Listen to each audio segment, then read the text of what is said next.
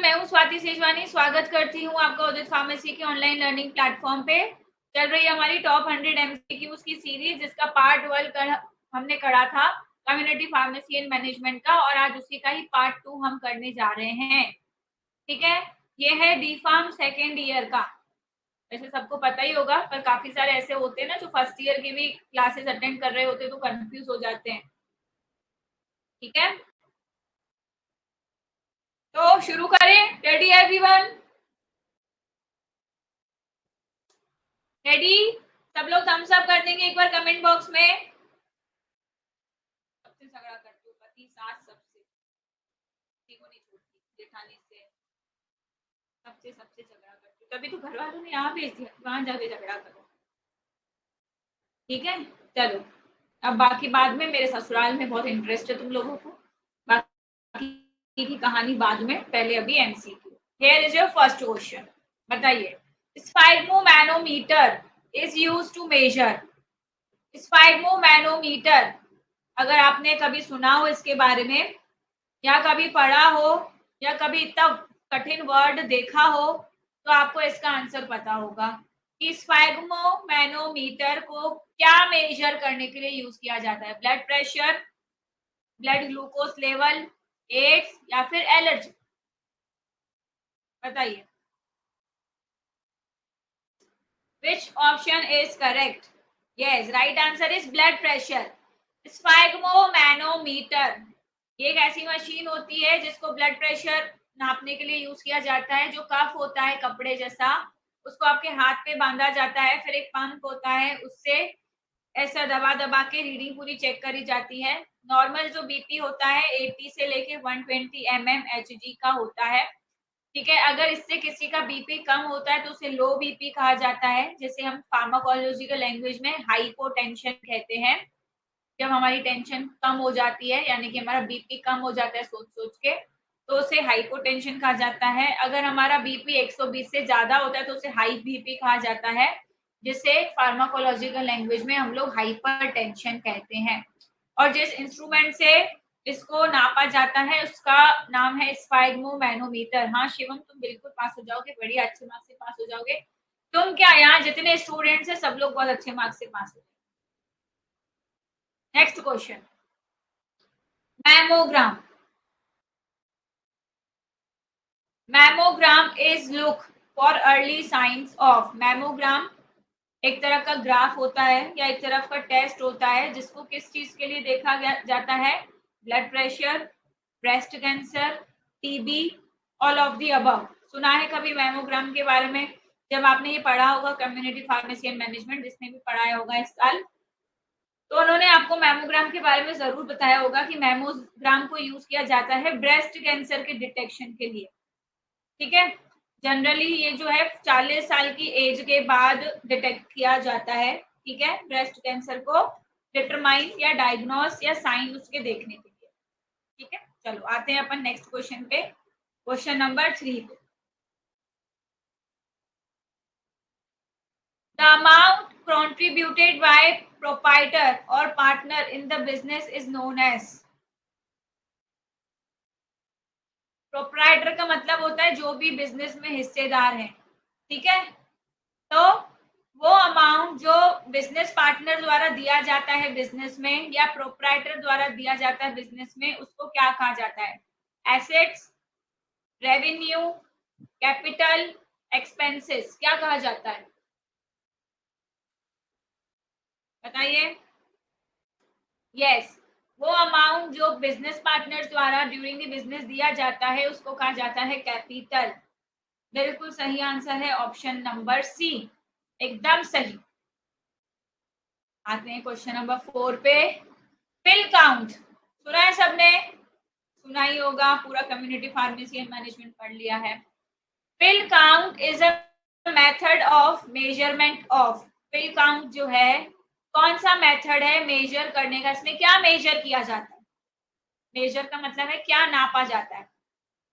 Medication adherence देखा जाता है, नंबर ऑफ यूनिट सोल्ड देखा जाता है, number of units given free देखा जाता है, या नंबर ऑफ यूनिट्स कंज्यूम्ड देखा जाता है? क्या देखा जाता है पिल काउंट मेथड में?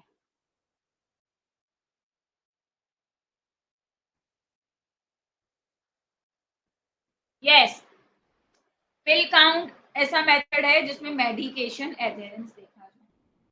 मेडिकेशन एडहेरेंस किस तरह से देखा जाता है, शुरू में जितनी आपको पिल्स दी गई हैं, जितने दिन की, सपोज 14 डेज की आपको पिल दी गई है, 28 पिल का मतलब होता है गोलियां, है ना, 14 डेज की आपको 18 पिल्स दी गई है, उसके बाद आप गए हो डॉक्टर के पास या फार्मासिस्ट के पास, तो वो बची हुई आपकी पिल्स चेक करता है। अगर उसमें एक भी पिल नहीं है, मतलब आपने सारी पिल्स ले ली है टाइम से, आप मेडिकेशन अध्ययन से जुड़े हुए थे, जैसा आपको डॉक्टर और फार्मासिस्ट ने बताया आपको बिल्कुल वैसी दवाई ली, लेकिन अगर उसमें जरा सी भी दवाइयां ज्यादा बचती हैं, पिल्स ज्यादा बचती हैं, तो उस पिल्स को काउंट करके हमें पता चलता है कि आपने डॉक्टर और फार्मासिस्ट को कितना फॉलो किया है। ठीक है, राइट आंसर हो गया ऑप्शन नंबर ए। आ जाते हैं नेक्स्ट क्वेश्चन पे। Which of the following should sign cash memo? नीचे दिए गए ऑप्शंस में से कौन सा ऐसा ऑप्शन है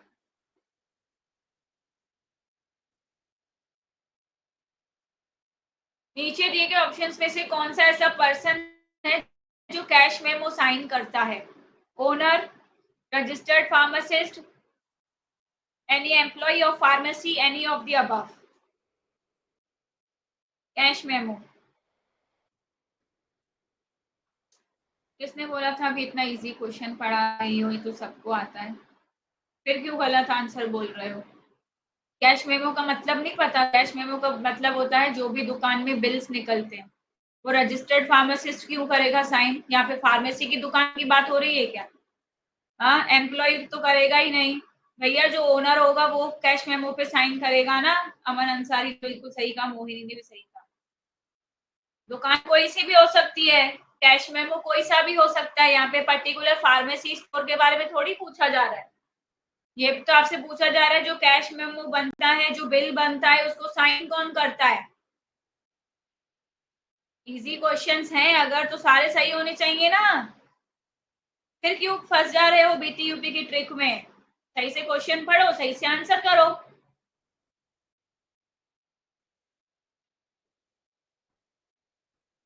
कैश मेमो का मतलब समझते हो? कैश मेमो का मतलब होता है बिल, और ये प्रीवियस ईयर क्वेश्चन पेपर का एमसीक्यू है, पिछले साल पूछा गया है।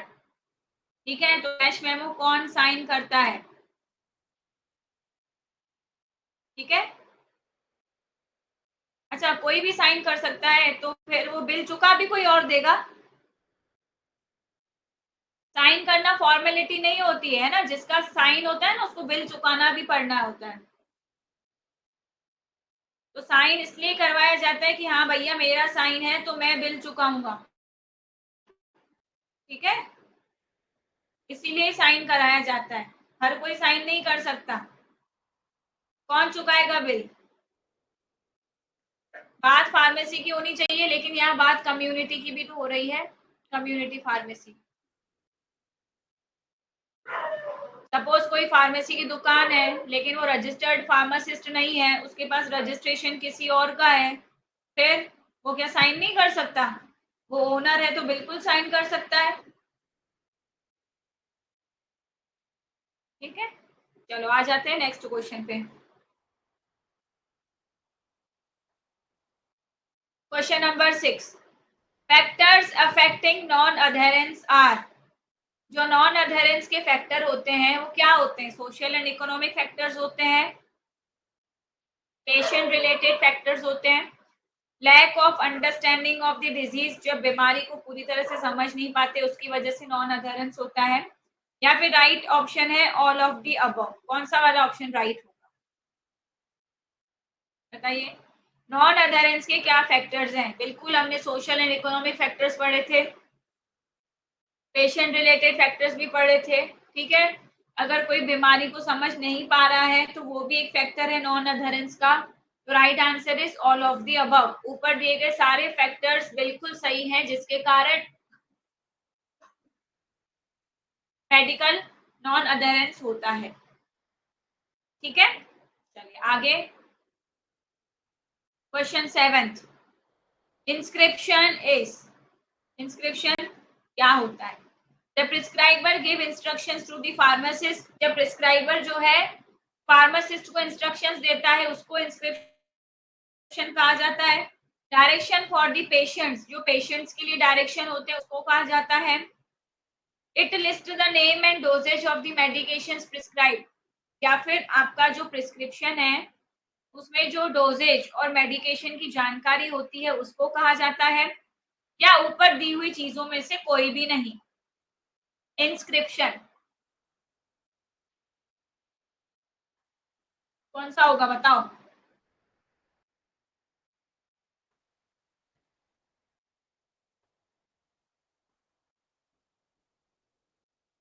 यस, इंस्क्रिप्शन में होता है जिसमें ड्रग का नाम होता है, डोजेज की इंफॉर्मेशन होती है, जो भी मेडिकेशन प्रिस्क्राइब करी गई है उसकी पूरी इंफॉर्मेशन होती है।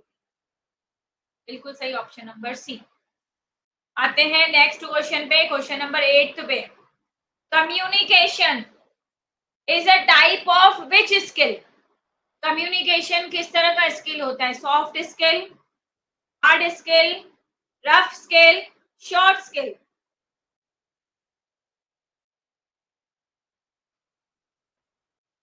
बताइए।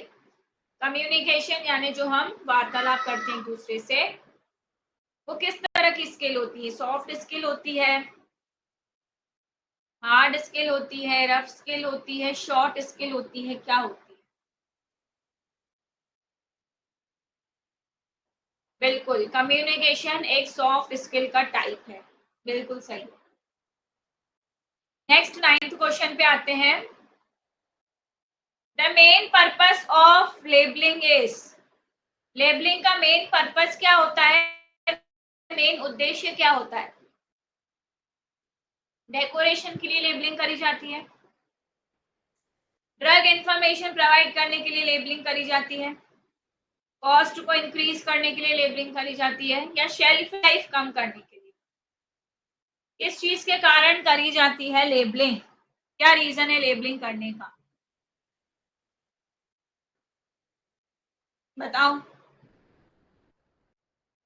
डेकोरेशन के लिए तो कोई लेबलिंग करता नहीं है, और लेबलिंग करने से पैसा भी बढ़ता नहीं है प्रोडक्ट का, शेल्फ लाइफ भी कम नहीं होती है क्योंकि वो तो प्रोडक्ट रहता है अंदर, लेबलिंग बाहर होती है। लेकिन लेबलिंग का मेन पर्पस रहता है ड्रग इंफॉर्मेशन प्रोवाइड करना, ड्रग के बारे में सारी जानकारी पेशेंट तक पहुंचाना। नेक्स्ट आ गए क्वेश्चन नंबर 10 पे। Community pharmacy is also known as, community pharmacy को और क्या कहा जाता है? Hospital pharmacy, retail pharmacy, industrial pharmacy, या फिर क्लिनिकल फार्मेसी? क्या कहा जाता है कम्युनिटी फार्मेसी को? हॉस्पिटल फार्मेसी तो नहीं कहेंगे क्योंकि हॉस्पिटल में मेडिकल स्टोर अलग से होता है।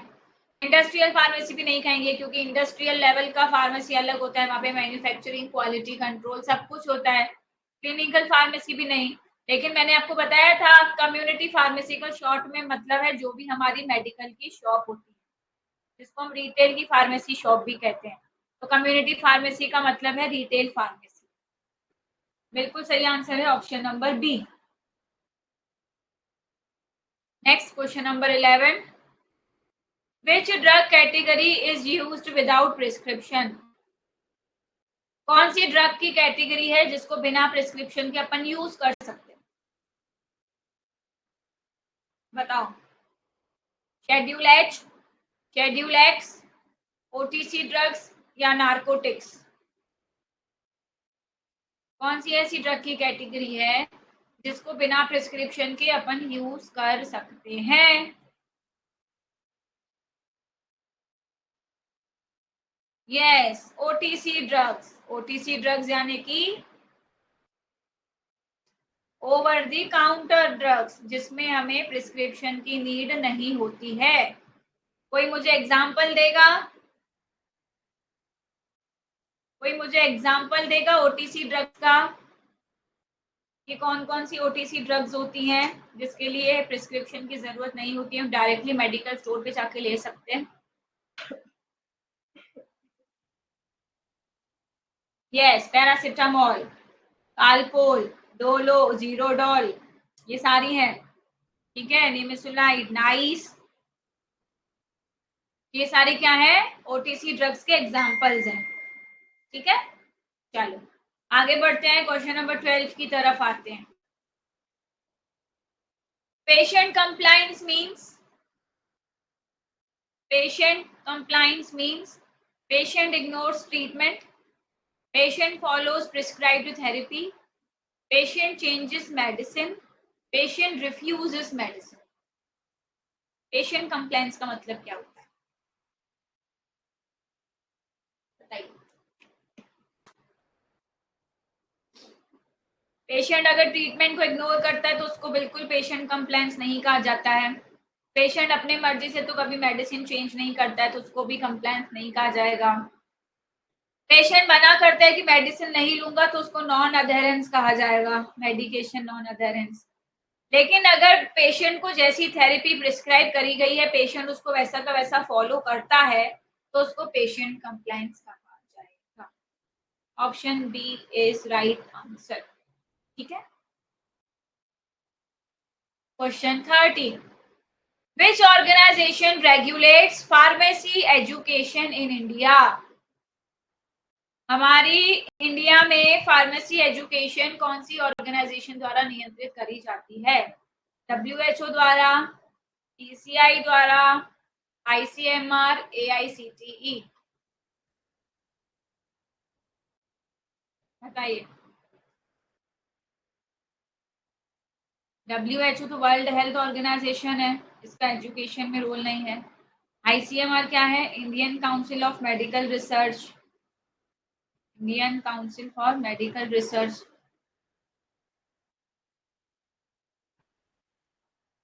ये जितने भी हमारे इंडिया में मेडिकल से रिलेटेड रिसर्च है उसमें इन्वॉल्व होती है। AICTE होता है all India council for technical education. हमारे इंडिया में जितनी भी टेक्निकल एजुकेशन है उसके लिए जो केंद्र है वो है AICTE। लेकिन हमारी जो फार्मेसी एजुकेशन है उसके लिए जो पर्टिकुलर ऑर्गेनाइजेशन है वो है हमारी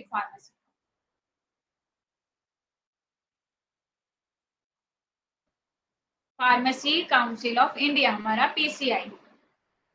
ठीक है,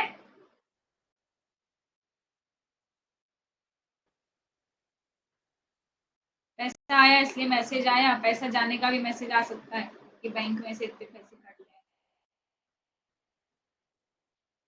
ठीक है, अच्छा हिंदी में कल से है, चलो हिंदी में भी इंक्लूड करेंगे। हाँ, काफी सारे स्टूडेंट्स को दिक्कत आ रही होगी, कल से हिंदी में भी क्वेश्चंस को इंक्लूड करा जाएगा।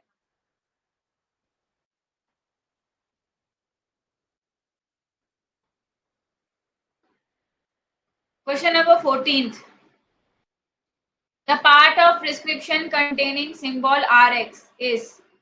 प्रिस्क्रिप्शन में जो सिंबल होता है RX उसका मतलब क्या होता है, इंस्क्रिप्शन, सब्सक्रिप्शन, सुपरस्क्रिप्शन या सिग्ना। सिग्ना जो है सिग्नेचुरा का शॉर्ट फॉर्म होता है, तो एग्जाम में सिग्ना भी लिखा हुआ आ सकता है, सिग्नेचुरा भी लिखा हुआ आ सकता है। Yes, right answer is option number C, क्योंकि इंस्क्रिप्शन क्या होता है, इंस्क्रिप्शन जब ड्रग डोजेज फॉर्म के बारे में इंफॉर्मेशन रहती है ना। सब्सक्रिप्शन होता है जब इंस्ट्रक्शंस रहते हैं फार्मासिस्ट के लिए। सिग्नेचुरा जो है पेशेंट की नीचे की इंफॉर्मेशन डिटेल्स। तो राइट आंसर इज सब सुपरस्क्रिप्शन। RX जो कि साइन होता है गॉड जुपिटर का, जिन्हें गॉड ऑफ हीलिंग भी कहा जाता है, लेकिन आजकल इसका जो मतलब होता है RX का, उसका मतलब होता है यू टेक। ठीक है, यस बिल्कुल। आगे बढ़ते हैं, question number 15, the main M of inventory control is.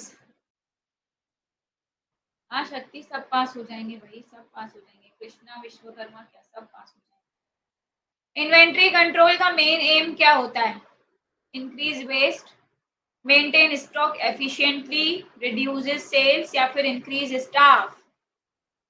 Inventory का मतलब मैंने आपको बताया था ना, इन्वेंट्री वर्ड जहां पे भी आ रहा है मतलब स्टॉक की बात हो रही है, बताया था। तो इन्वेंट्री कंट्रोल का मेन एम क्या होता है, वेस्टेज बढ़ाना, कभी नहीं। सेल्स को कम करना नहीं, स्टाफ को बढ़ाना नहीं, लेकिन जो भी स्टॉक है उसको प्रॉपर एफिशिएंटली मेंटेन करके रखना इन्वेंट्री कंट्रोल का काम। ठीक है, आते हैं नेक्स्ट क्वेश्चन पे। Question number 16, which is an example of OTC drug. तो अब मैं पीछे ही पूछ चुकी हूँ खुद से, कोई याद ही नहीं था ये क्वेश्चन, दोबारा बता दो। ऑप्शंस भी अवेलेबल है यहाँ पे। तो which is an example of OTC drug, antibiotics, paracetamol, morphine, डायजीपाम।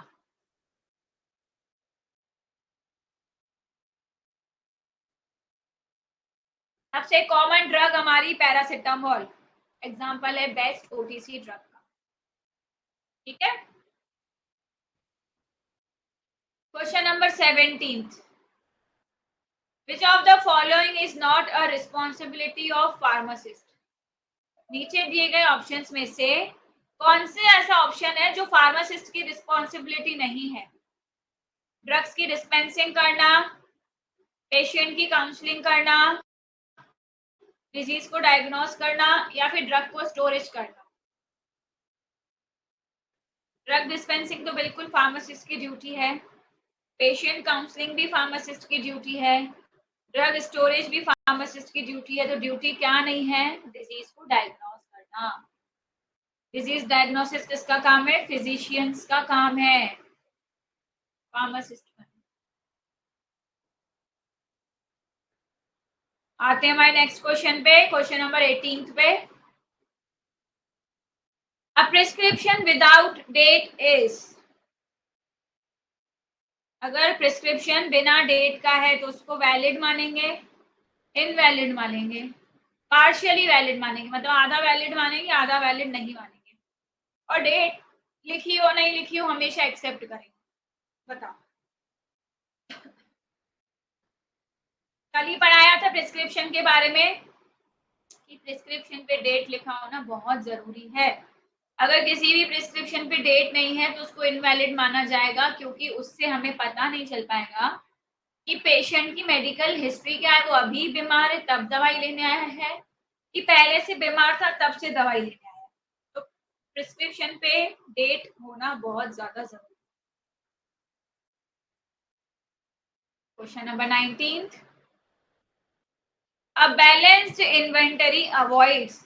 अगर आपका जो इन्वेंटरी है वो बैलेंस तरीके से चल रहा है तो क्या क्या चीजें नहीं होती हैं? अवॉइड का मतलब है नहीं। Over stocking and under stocking, sales, profit, supply.